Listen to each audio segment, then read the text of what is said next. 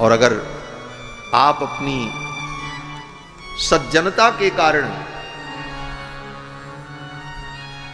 इनसे युद्ध नहीं कर सकते तो आप मुझे आज्ञा करें, मैं व्यवस्था करती हूं। कामधेनु ने कहा आप मुझे आज्ञा करो। निवुक्षमाम महातेजस्तम ब्रह्मबल संभृताम तस्य दर्पम बलम यत्नम नाशयामि दुरात्मनः। कामधेनु ने कहा इसके बल को, इनके बल को और इनके अभिमान को, दर्प को मैं दूर कर दूंगी। वशिष्ठ जी ने कहा देवी आप समर्थ हो।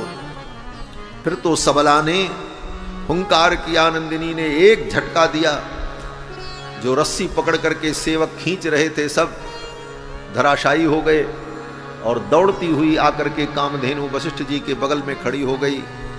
हुंकार किया कामधेनु ने, नंदिनी की नाक से, आंख से, कान से, उसके मलमूत्र के मार्ग से अनेक प्रकार के भयंकर वीर प्रकट होने लगे। महाराज योनि देशाश्च यवनाः, नंदिनी के योनि से यवन उत्पन्न हुए, जिनको यवन कहा जाता है, ये सब कामधेनु के द्वारा उत्पन्न है। योनि देशाच्च यवनाः सकृत देशात् छका स्मृताः। नंदिनी का जो मल मार्ग, गुद मार्ग, वहां से शक नाम की एक जाति उत्पन्न हुई जो बहुत बड़ी वीर और पराक्रमी, जिनको शक और हूण कहा जाता है।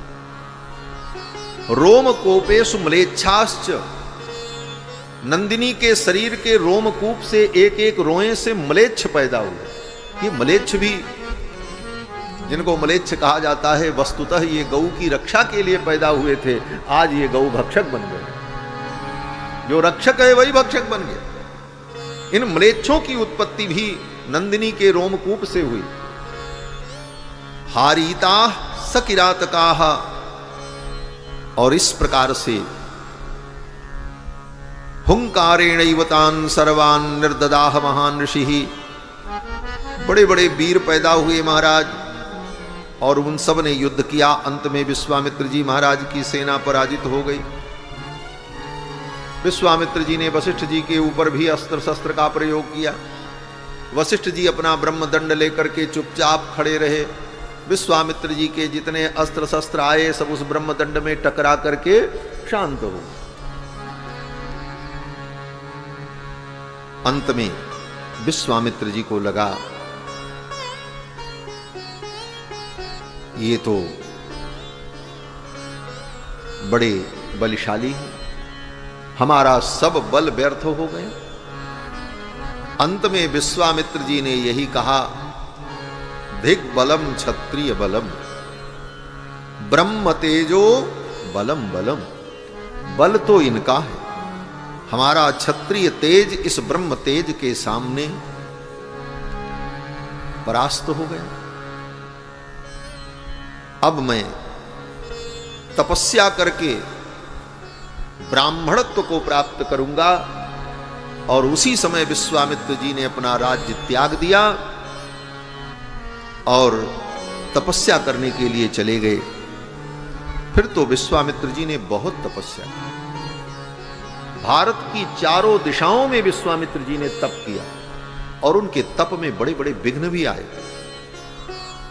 कभी त्रिशंकु आ गया, कभी मेनका आ गई। मेनका नाम की अप्सरा आई, उसके सौंदर्य को देखकर विश्वामित्र जी आसक्त हो गए और मेनका विश्वामित्र जी के आश्रम में रहने लगी। 10 वर्ष तक मेनका उनके आश्रम में रही। जब 10 वर्ष बीत गया, एक दिन मेनका के साथ बैठे थे, संध्या वंदन का समय हो गया। मेनका जो है पर्यंक पर विश्वामित्र जी को पकड़े बैठी थी। विश्वामित्र जी ने कहा मुझे छोड़ो, मैं जा रहा हूं, संध्या वंदन का समय हो गया। मेनका ने कहा आज आपको संध्या याद आई? 10 साल में कितनी संध्याएं चली गई, 10 साल बीत गए, और आज 10 वर्ष बीत गए, आज आपको संध्या वंदन का स्मरण हुआ। विश्वामित्र जी ने कहा 10 वर्ष बीत गए। मेनका ने कहा तो कोई 1-2 दिन बीते। विश्वामित्र जी ने कहा मुझे लगा कि अभी मैं तुमसे मिल रहा हूं, 10 वर्ष चला गया मेरे जीवन। संसार के भोग में, सांसारिक सुख में व्यक्ति का जीवन बीत जाता है और जीव को पता ही नहीं चलता। विश्वामित्र जी को बड़ा पश्चाताप हुआ कि जीवन का 10 वर्ष इसमें चला गया। उसी समय विश्वामित्र जी उठ करके चल जान गए कि देवताओं की माया के द्वारा ये सब कुछ हुआ है और देवराज इंद्र ने अपनी माया के द्वारा मेरे तप को बिगाड़ने के लिए सब योजना बनाई। वस्तुतः बात यही सत्य है, किसी का दोष नहीं होता। भगवान की माया, देव माया बड़ी विचित्र है।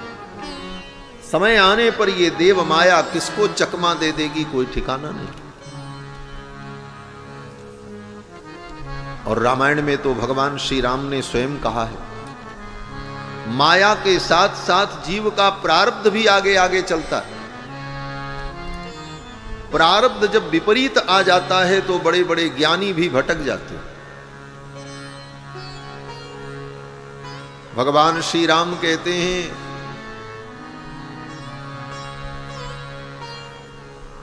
कि उग्र तपस्या करने वाले महापुरुष भी दैवेनाभिप्रचोदितः प्रारब्ध की प्रेरणा से उत्सृज्य नियमास्तीव्रान भ्रश्यन्ते काममन्युभिः, अपने कठोर नियम का त्याग करके वे भी पथ से विचलित हो जाए। उसका कारण बोले प्रारब्ध हो। प्रारब्ध भी बड़ा विचित्र है। प्रारब्ध का मतलब हमारे जीवन में कुछ जो होना है, अच्छा बुरा, कुछ पहले से तय रहता है। कुछ तो हमारे कारण अच्छा बुरा होता है और कुछ पहले से तय है। जो पहले से तय है वो होगा ही होगा, उसी को प्रारब्ध कहते। विश्वामित्र जी ने इसे प्रारब्ध माना, नहीं तो मेनका को शाप दे देते, तूने मेरी तपस्या भ्रष्ट की। विश्वामित्र जी ने सोचा अभी तो काम के कारण तपस्या भ्रष्ट हुई, और अगर मैं इसके ऊपर क्रोध करूंगा तो और भी तपस्या भ्रष्ट हो। काम और क्रोध, ये 2 विकार व्यक्ति की तपस्या को, उसकी साधना को विनष्ट कर देते। काम क्रोध इनको जीत लेना बड़ा कठिन है।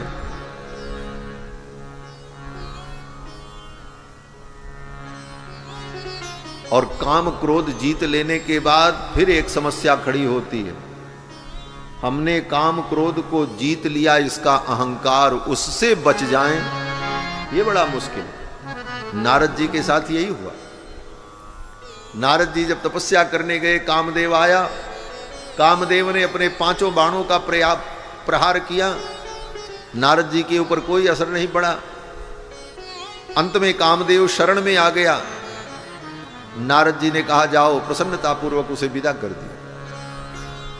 नारद जी मन में सोचने लगे, कामदेव तो भगवान शंकर के पास भी आया था, लेकिन भगवान शंकर ने काम को तो जीता लेकिन क्रोध को नहीं जीत पाए। कामदेव के ऊपर क्रोध किया। जब शिव तीषण नयन उघारा, चितवत काम भयउ जरी छारा, काम भस्म हो गया। लेकिन मैंने तो क्रोध को भी जीत लिया,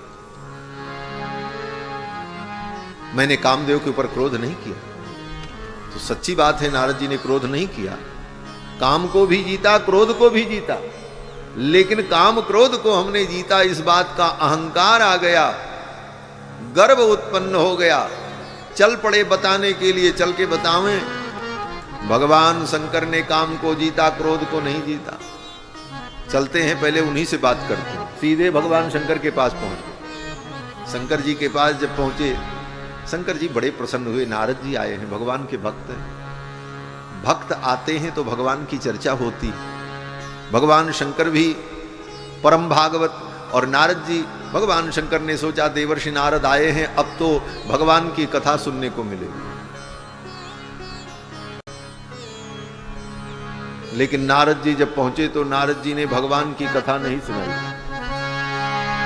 मारी चरित संग करही सुनाए, मारी चरित संग करही सुनाए, अति प्रिय ज्ञानी महेश सिखाए, अति प्रिय ज्ञानी महेश सिखाए, अति प्रिय ज्ञानी महेश सिखाए। मार चरित शंकर ही सुना। गोस्वामी जी की शब्दावली कितनी सटीक। भगवान शंकर सोच रहे थे रामचरित सुनाएंगे, लेकिन जब नारद जी पहुंचे तो क्या सुनाया? बोले मार चरित। रामचरित नहीं, मार चरित सुना। मार चरित शंकर ही सुनाया। भगवान शंकर ने समझाया, चलो कोई बात नहीं, आपने यहां सुना दिया, लेकिन भगवान के सामने तो मत सुनाना, और कहीं मत सुनाना। और जिसको मना करो कि ये काम न करो तो वो ही काम करता है। नारद जी चल पड़े और भगवान के पास पहुंचे, जाकर के भगवान को सब सारी बात सुनाई। भगवान जान गए हृदय में अंकुर उत्पन्न हो गया है अभिमान का, ये नष्ट होना चाहिए। और भगवान ने लीला की, नारद जी का अभिमान नष्ट हुआ। तो कहने का तात्पर्य कि विश्वामित्र जी ने शाप नहीं दिया मेनका को। विश्वामित्र जी ने सोचा अब क्रोध करेंगे तो और तपस्या नष्ट हो। फिर विश्वामित्र जी तपस्या करने के लिए चल पड़े और पुष्कर में जाकर हजारों वर्ष तप किया। गायत्री ने प्रकट होकर के उनका वरण किया। ब्रह्मा ने आकर के कहा आप ब्राह्मण हैं, क्योंकि ब्रह्मा ही सारी सृष्टि बनाते हैं। ब्रह्मा जी जो कहते हैं, जो निर्णय कर दें, वो सबको मान्य होगा। ब्रह्मा जी ने कहा आप अपनी तपस्या और साधना के द्वारा ब्राह्मणत्व को प्राप्त कर रहे हैं, आप ब्राह्मण। विश्वामित्र जी ने कहा आपके कहने पर मैं अपने को ब्राह्मण नहीं मानूंगा। क्यों? बोले वशिष्ठ जी आकर के कहें तब मैं मानूंगा। ब्रह्मपुत्रो वशिष्ठो माम एवं वदतु देवता। वशिष्ठ जी महाराज आकर के कहें विश्वामित्र ब्राह्मण है, और सारे देवता इसका समर्थन करें, तब मैं मानूंगा। अंत में ये सब हुआ और विश्वामित्र जी ब्रह्मर्षि बन गए। इन्हें ब्रह्मर्षि पद की प्राप्ति हुई। विश्वामित्र जी के इस जीवन वृत्तांत को सतानंद जी ने बड़े विस्तार से सुनाया राम जी को। राम जी सुन करके बड़े प्रसन्न हुए। राम जी की श्रद्धा विश्वामित्र जी के चरणों में और दृढ़ हो गई। देखो यहां पर एक बड़ी महत्वपूर्ण बात है। जब सतानंद जी ने विश्वामित्र जी का चरित्र सुनाया तो सब सुनाया, कुछ छोड़ा नहीं। शतानंद जी ने कहा इन्होंने आपके गुरु वशिष्ठ के 100 पुत्रों को मारा है, आपके गुरु जी की गाय छीनने का प्रयत्न किया, लड़ाई लड़ी, त्रिशंकु को स्वर्ग भेजने के लिए विधि के विपरीत, शास्त्र के विपरीत यजन कराया। 10 वर्षों तक मेनका अप्सरा इनके आश्रम में रही। उससे एक बेटी पैदा हुई जिसका नाम शकुंतला था। लेकिन ये सब सुनने के बाद भी राम जी के मन में अश्रद्धा नहीं हुई। कितनी गंभीर बात है। आज का अगर कोई शिष्य हो, सुन ले गुरुजी ने ये सारे करामात किए थे, कहेगा महाराज ऐसे ही है, इतना बड़ा बड़ा कांड इन्होंने किया है, उसकी श्रद्धा समाप्त हो जाएगी। लेकिन राम जी की श्रद्धा समाप्त नहीं होती। राम जी की श्रद्धा विश्वामित्र जी में और दृढ़ हो। इतने महान, इतने बड़े बड़े उपद्रव को झेलते हुए भी जो हार नहीं मानते और अंत में ब्रह्मर्षि पद को प्राप्त कर लेते हैं, मेरे गुरुदेव इतने महान हैं। ये गुरुनिष्ठा का ज्वलंत उदाहरण राम जी के चरित्र से ग्रहण करना चाहिए। ऐसा उदाहरण कहीं मिलेगा नहीं। और जब जब बात आई तो राम जी ने अपने विश्वामित्र जी के गुरु जी के चरणों की निष्ठा को प्रकट किया। जब वाली के मारने की बात आई सुग्रीव ने कहा, रघुनंदन, वाली को वही मार सकता है जो इन 7 तालों को एक बाण से गिरा दे। राम जी ने कहा, ठीक है, तुम्हारे विश्वास के लिए मैं ये भी करूंगा। बाली सुग्रीव ने राम जी से क्या क्या नहीं कराया। दुंदुभी राक्षस की मरी हुई हड्डियों को फेंकवाया, जो काम ढोर को फेंकना, मरे हुए पशु और जीव के शरीर को, कंकाल को फेंकना, ये काम जिन अंत्यजों चांडालों का है, वो काम सुग्रीव ने राम जी से कराया। राम जी ने कहा, चलो तुम्हारे विश्वास के लिए मैं ये भी कर देता हूं। इसके बाद भी सुग्रीव को विश्वास नहीं। ये जीव बानर है, जैसे बानर की मति स्थिर नहीं रहती। बानर और मानव में अंतर क्या है? बोले, श्रुतयो यत्र गच्छन्ति तत्र गच्छन्ति मानवाः, मतयो यत्र गच्छन्ति तत्र गच्छन्ति बानराः।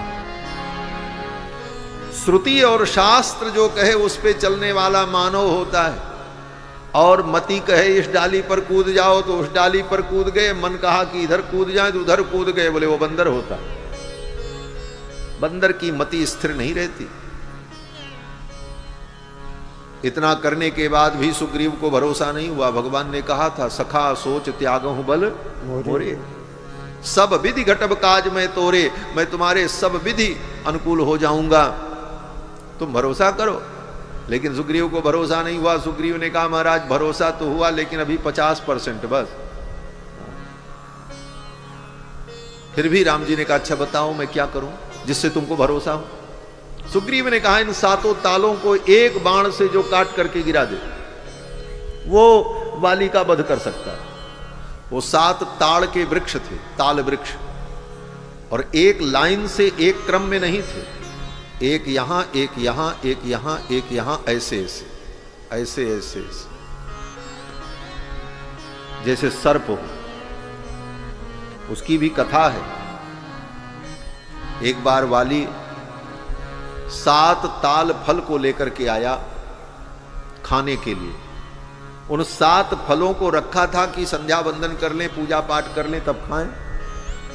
तब तक एक भयानक सर्प आया और सर्प आकर के उसी ताल फल के ऊपर बैठ गया, इसे इस क्रम से ऐसे ऐसे।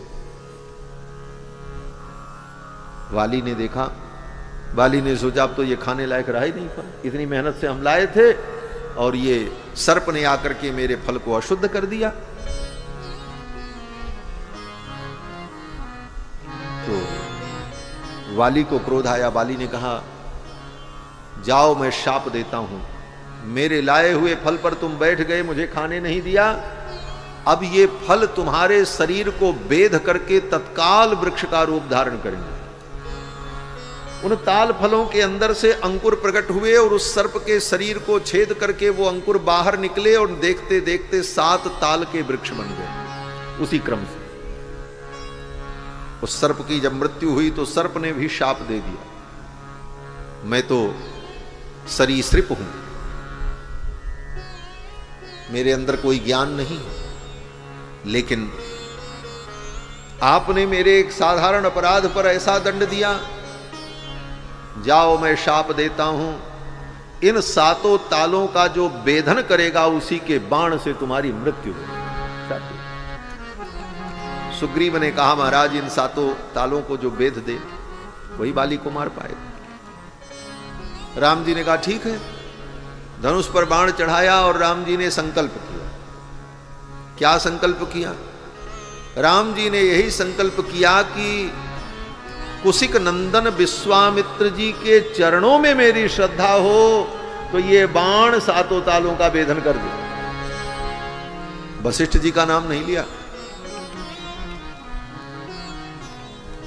वशिष्ठ जी के चरणों में तो श्रद्धा है ही है, लेकिन विश्वामित्र जी के चरणों में कितनी अगाध श्रद्धा है इस बात को बताने के लिए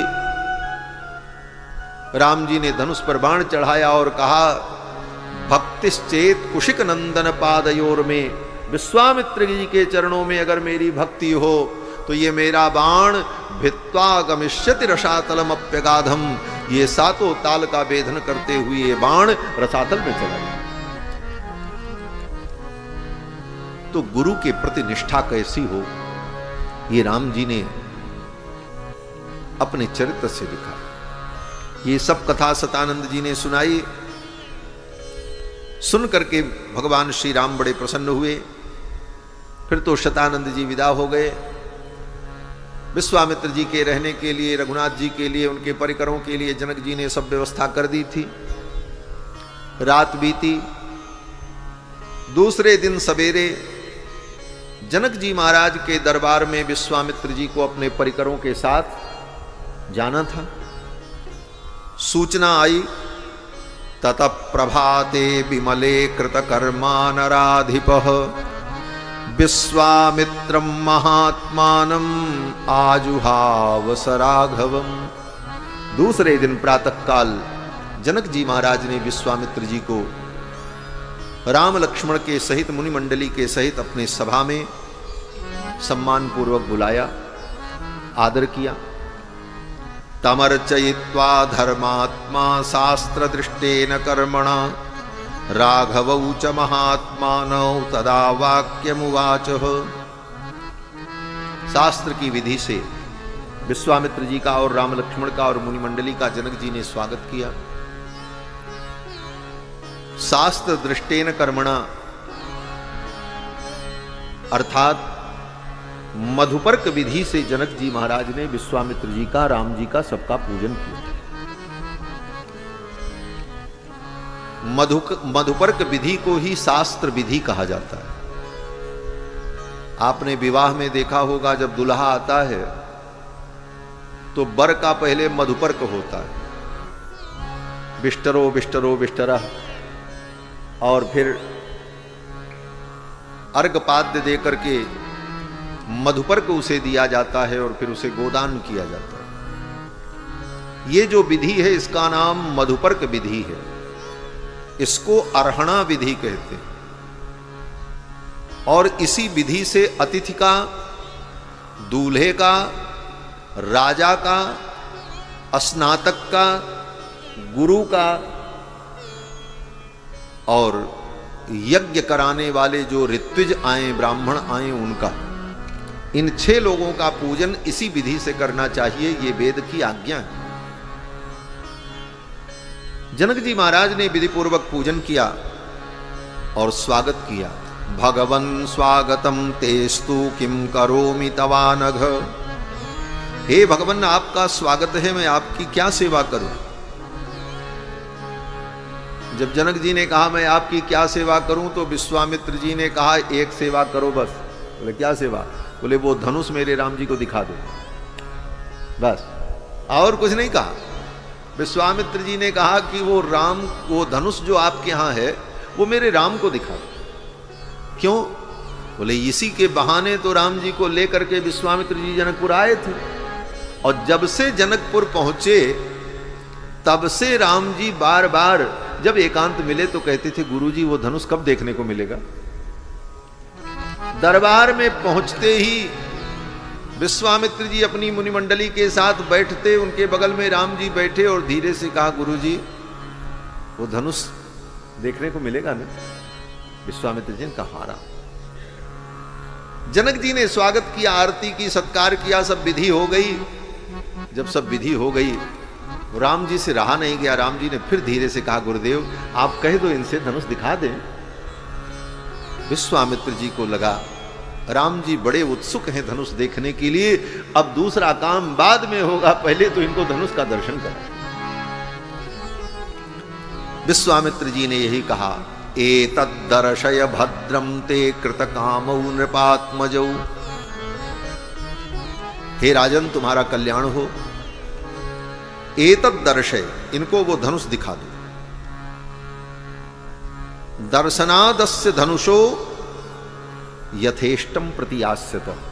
ये धनुष देख लेंगे, संतुष्ट हो जाएंगे, फिर ये जैसे आए हैं ऐसे हमारे साथ चले जाएंगे, आप चिंता न करो। विश्वामित्र जी सोच रहे थे राम लक्ष्मण बालक हैं, कहीं उत्सुकता बस जा करके उस धनुष को छूने उन्हें लगे, कुछ करने लगे, तो कहीं जनक जी को बुरा न लग जाए कि कहां से इन बच्चों को लेकर के आ गए। तो विश्वामित्र जी ने पहले ही आश्वस्त कर दिया, दर्शनादस्य धनुषो यथेष्टम प्रतियास्यतः, ये धनुष देखेंगे और धनुष देखने के बाद जैसे आए हैं ऐसे ही चले जाए। जनक जी ने कहा, मुनिवर उस धनुष का मैं दर्शन कराऊंगा, लेकिन उस धनुष का जो इतिहास है और धनुष से जो जुड़ी हुई बात है उसको जान लेने पर तब धनुष का अगर ये दर्शन करेंगे तो इनको अधिक सुख होगा। और ये कहते हुए जनक जी वर्णन करने लगे। जनक जी ने कहा, यज्ञ करने के लिए मैं भूमि का शोधन कर रहा था। भूमि का शोधन करते समय हल के अग्रभाग से एक कन्या मुझे प्राप्त हुई। क्षेत्रम शोधयता लब्धा नामना सीतेति विश्रुता। ज्यों ही मैंने हल को भूमि में लगाया, हल के अग्रभाग से एक कन्या प्रकट हुई। भूतलाद उत्थिता सातु व्यवर्धत ममात्मजा। मैंने उस कन्या का पालन पोषण किया, मैंने उसका नाम सीता रखा है। सीता लांगल पद्धति। हल का जो अग्रभाग होता है, उस हल के अग्रभाग से जो जमीन में धारा बनती है, हल चलाते समय गड्ढा होता है, उसी को कहते हैं सीता। और उसी से ये प्रकट हुई है, इसलिए इनका नाम हमने सीता रख दिया। सीता लांगल पद्धति। और ये कन्या स्वयं प्रकट हुई है, स्वयंभू है, स्वयंभुआ है, भूमिजा है, उर्विजा है। तो इस कन्या के महत्व को समझते हुए मैंने प्रतिज्ञा की कि पालन पोषण तो मैं करूंगा, लेकिन इसका विवाह किसी महान वीर के साथ मैं करूंगा। और उसका मैंने एक परीक्षण रखा। मेरे यहां जो ये माहेश्वर धनुष है, इस धनुष पर जो प्रत्यंचा चढ़ा दे जो वीर, उसके साथ मैं अपनी बेटी का विवाह करूंगा, ये मैंने प्रतिज्ञा कर ली। बड़े बड़े राजा आए सुन करके, लेकिन कोई उस धनुष पर प्रत्यंचा नहीं चढ़ा पाया। गोस्वामी जी ने इस चित्र का बड़ा सुंदर वर्णन किया कि जनक जी ने स्वयंवर किया, बड़े बड़े राजा आए, तमक तमक करके जा रहे थे उठाने के लिए, लेकिन कोई उस धनुष को नहीं उठा पाया। और ज्यों ज्यों राजा लोग जाकर के उठाने का प्रयत्न करते, मानो धनुष और गंभीर होता चला जाता। क्यों? गोस्वामी जी कहते हैं, उन राजाओं के बल को वो धनुष खींच लेता, और उस बल कर्षण के कारण वो धनुष मानो और भी गंभीर हो गया। जगई न शंभु सरासन कैसे, शंभु सरासन कैसे, कामी बचन सती मनु जैसे, कामी बचन सती मनु जैसे, जगई न शंभु सरासन कैसे, जगई न शंभु सरासन कैसे। भगवान शंभु का वो धनुष, उसे कोई तिल भर उठा नहीं सका। उन राजाओं के अभिमान के कारण उनके स्पर्श करते ही उनके बल का कर्षण करके वो और गंभीर होता चला गया, अधिक अधिक गरु आए। फिर तो बड़े बड़े राजा आए। गोस्वामी जी कहते हैं, भूप सहस दस एक ही 12 लगे उठावन टरईन तारा। और सब हार कर पराजित होकर चले गए। जनक जी यहां पर वर्णन करते हैं, जनक जी कहते हैं फिर तो उन राजाओं ने योजना बनाई मिथिला के ऊपर आक्रमण कर दो और इस कन्या का हरण कर लो। राजाओं ने मेरे राज्य पर आक्रमण कर दिया, मेरी संपूर्ण सेना मारी गई। फिर मैंने देवताओं से प्रार्थना की, देवताओं ने एक अजेय सेना प्रदान की और उस सेना के द्वारा वे सभी राजा पराजित हुए, फिर लौट करके कभी मेरे नगर की ओर नहीं आए। लेकिन हे मुनिवर, मेरी बेटी सीता का अभी तक विवाह नहीं हुआ, क्योंकि मैंने प्रतिज्ञा की है जो इस धनुष पर प्रत्यंचा चढ़ाएगा उसी के साथ मैं अपनी बेटी का विवाह करूंगा। तो इन्हें देख करके मेरे मन में उत्साह हो रहा है। जनक जी ने कहा, यद्यस्य धनुषो राम कुर्याद आरोपणम मुने, यदि राम इस धनुष पर प्रत्यंचा चढ़ा दें तो सुताम अयोनिजाम सीताम दद्याम दासरथे रहम, मैं अपनी अयोनिजा कन्या सीता का इनको दान कर दूंगा। ये सुनकर विश्वामित्र जी ने जनकस्य वचः श्रुत्वा विश्वामित्रो महामुनि धनुर्दर्शय रामाय इति होवाच पार्थिव। जनक जी के इन वचनों को सुनकर विश्वामित्र जी ने कहा, लाओ दिखाओ मेरे राम को धनुष, फिर देखते हैं। अब तो जनक जी का आदेश हुआ, वीर लोग गए, 5000 बड़े बड़े पहलवान, छोटे मोटे नहीं महाराज। महर्षि वाल्मीकि कहते हैं कि व्यायतानाम महात्मनाम, बड़े लंबे लंबे पहलवान। कितने बोले? 5000 नृणाम शतानि 50, 5000 बड़े बड़े वीर गए और उस पेटी को लेकर के आए जिस पेटी में वो धनुष रखा हुआ था। लोहे की मंजूषा थी, बड़े बड़े पहिया लगे हुए थे उसमें, और उसे उठा करके नहीं लाए, उसको खींच करके ले आए। समूहुस्ते कथंचन, और ला करके सभा के मध्य में जब रखा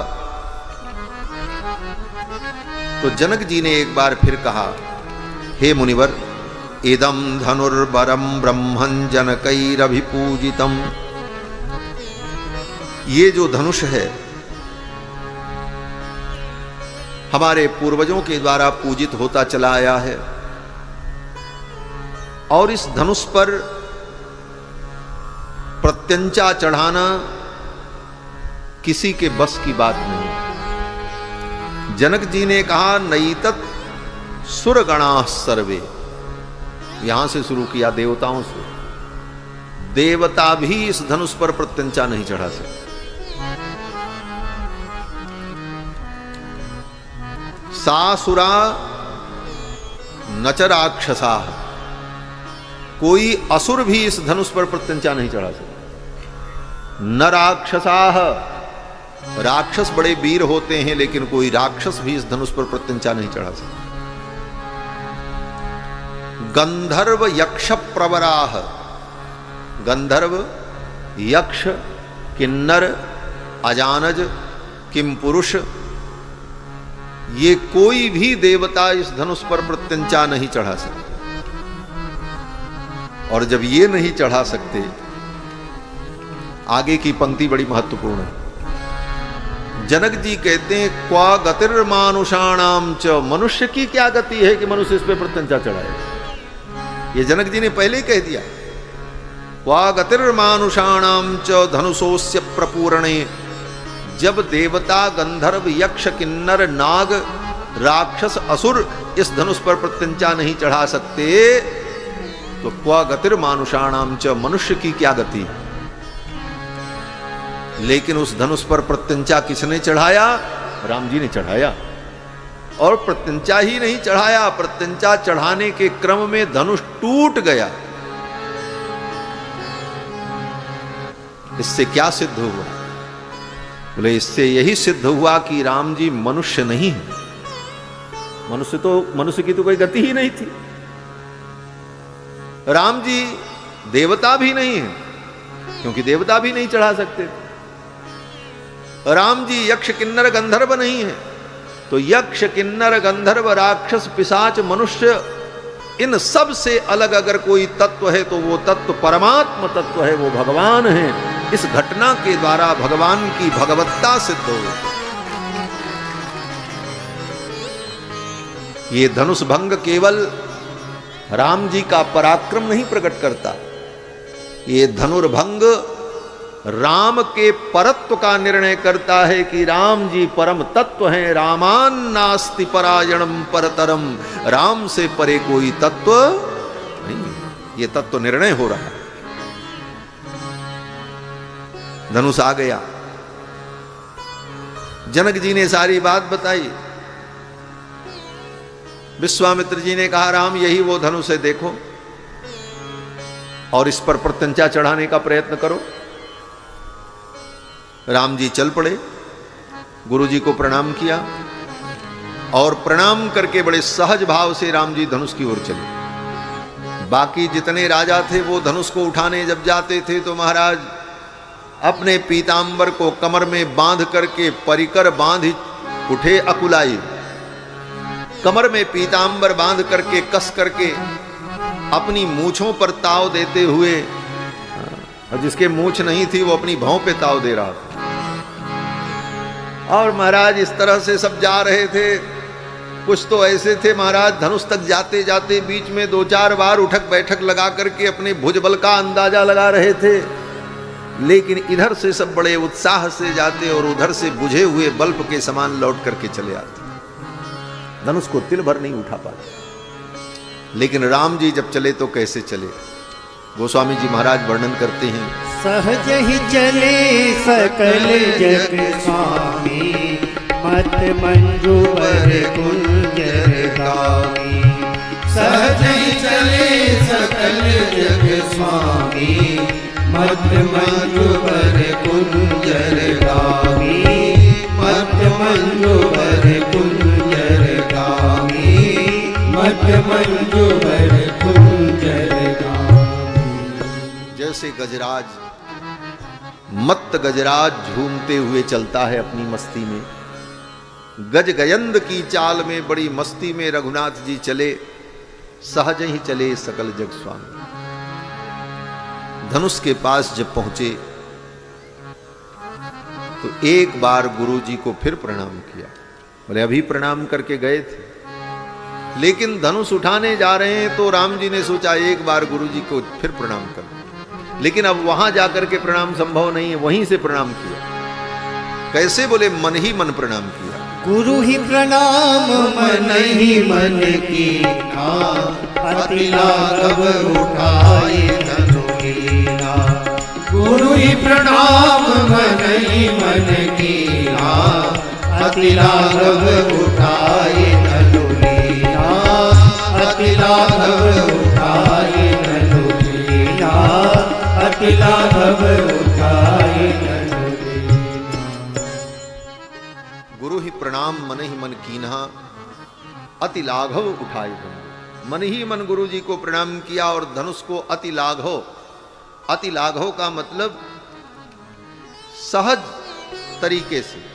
ये नहीं कि राम जी ने पहले धनुष को पकड़ा हो, फिर अंदाजा हो, फिर थोड़ा 1-2 बार कोशिश की हो, 1-2 बार में न उठा हो, तीसरी बार में उठा हो, ऐसा नहीं, सहज ही अति लाघव ऐसे ही गए और उठा लिया। अति लाघव उठाई धनु लीना, और फिर उस धनुष को टिका करके दबाया, डोरी बांधी।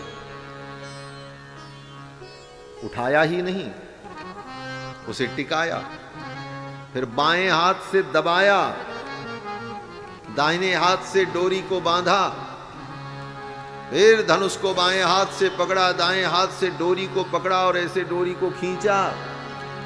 अब इतना खींच दिया राम जी ने कि खींचते खींचते खींचते वो धनुष इतना झुकता चला गया कि बीच से टूट गया।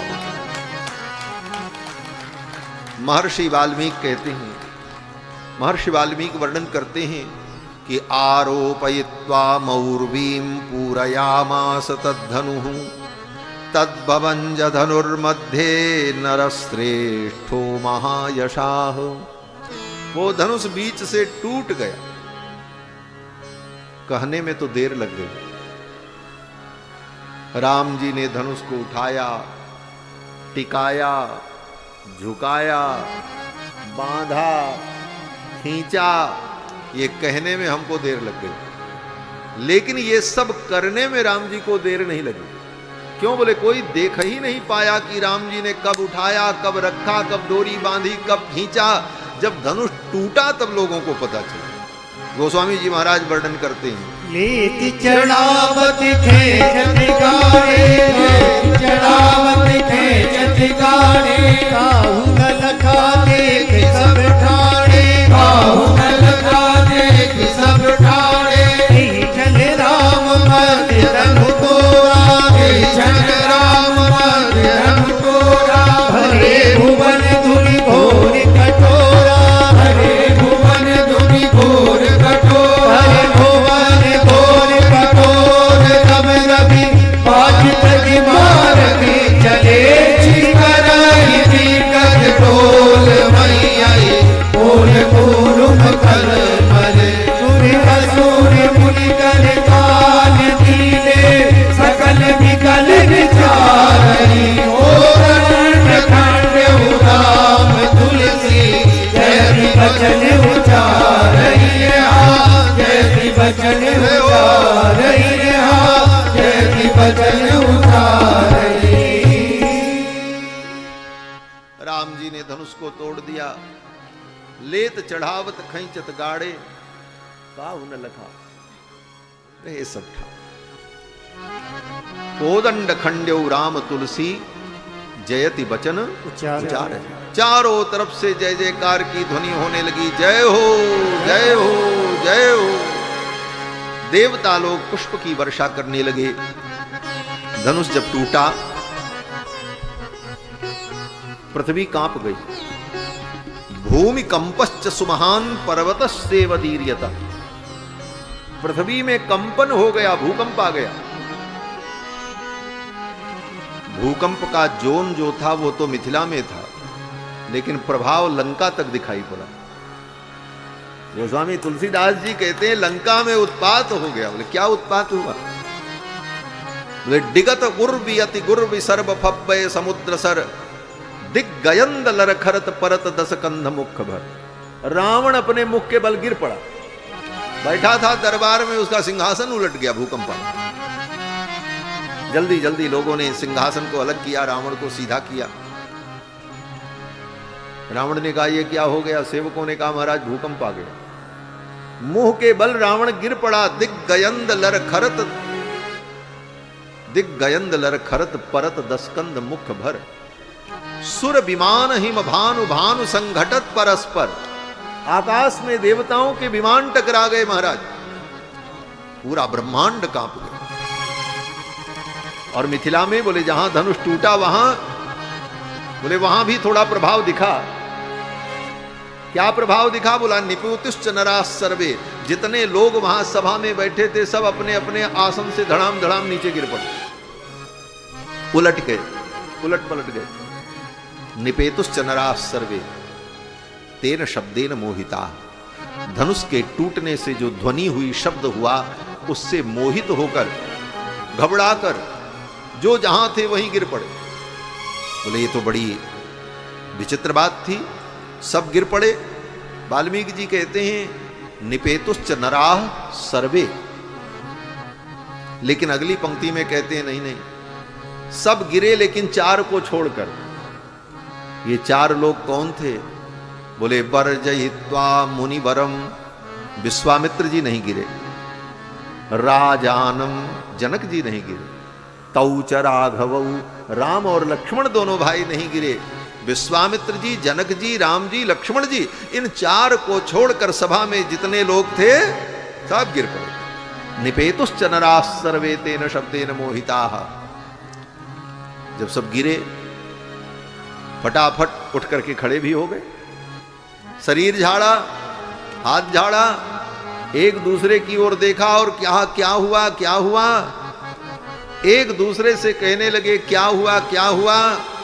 तब तक चारों तरफ से आवाज आई, तोड़ दिया तोड़ दिया तोड़ दिया रे रघुबर ने धनुहिया तोड़ दिया रे। तोड़ दिया तोड़ दिया तोड़ दिया रे रघुबर ने धनुहिया तोड़ दिया रे। तोड़ दिया तोड़ दिया तोड़ दिया रे रघुबर ने धनुहिया तोड़ दिया रे। तोड़ दिया तोड़ दिया तोड़ दिया रे रघुबर ने धनुहिया तोड़ दिया रे। तोड़ दिया तोड़ दिया तोड़ दिया रे रघुबर ने धनुहिया तोड़ दिया रे।